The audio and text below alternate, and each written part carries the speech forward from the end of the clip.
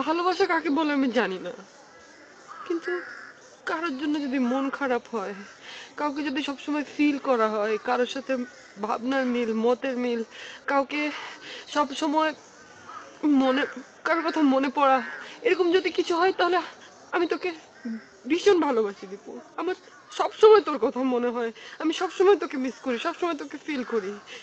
এটা কবে হয়েছে আমি জানি না, আর এটা যখন আমি বুঝতে পারলাম তখন আমি বুঝলাম তুই ছাড়া আমার চলবে না দীপু, আমি বাঁচবো না, আমি মরে যাবো দীপু, আমার ফিরে দিস না প্লিজ।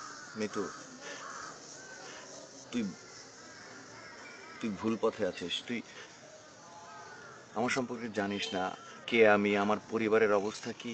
আমি কিচ্ছু জানতে চাই না দীপু, আমার কিচ্ছু জানার দরকার না, আমি শুধু জানি তোর মতো এত ভালো বন্ধু, তোর মতো এত ভালো মানুষ আমি কোথাও পাবো না, প্লিজ আমাকে ফিরিয়ে দিস। ভেবেছিলাম কোনোদিনও তোকে বলবো না, কিন্তু আজ বলতে হচ্ছে। ভালোবাসা আমার কাছে বিলাসিতা ছাড়া আর কিছুই না। আমার বাবা কৃষক,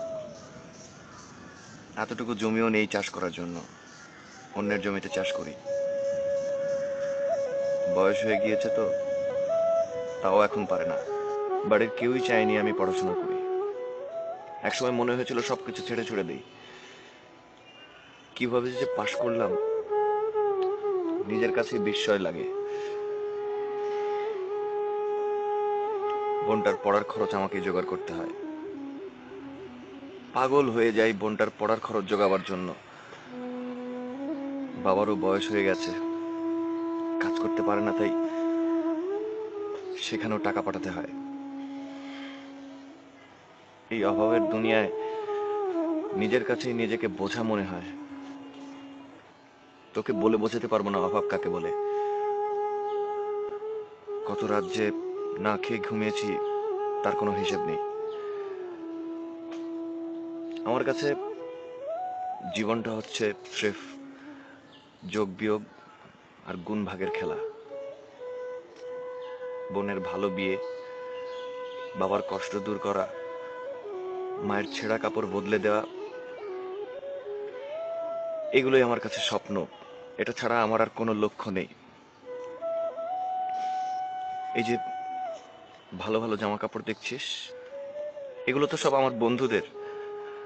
সেদিনই তো দেখলি, ভাগ্যিস শফি আমার গা থেকে খুলে নেয়নি।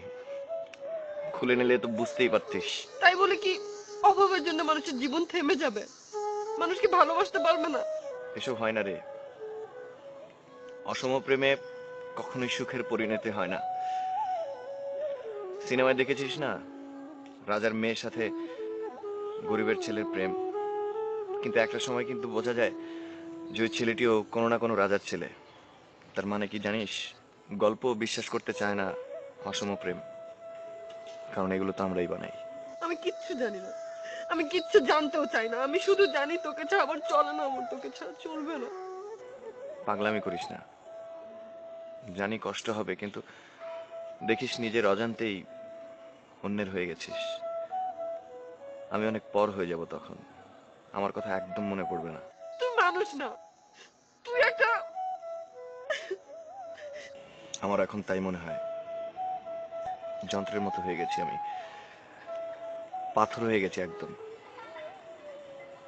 তোর এই কান্না আমার মা বাবা বোনের সুখের চাইতে কিচ্ছু না। আজকের পর না আমাদের দুজনের আর কখনো দেখা হবে না। মাসখানেকের মধ্যেই তো পরীক্ষা শুরু হয়ে যাবে। ভালো থাকিস। আসি।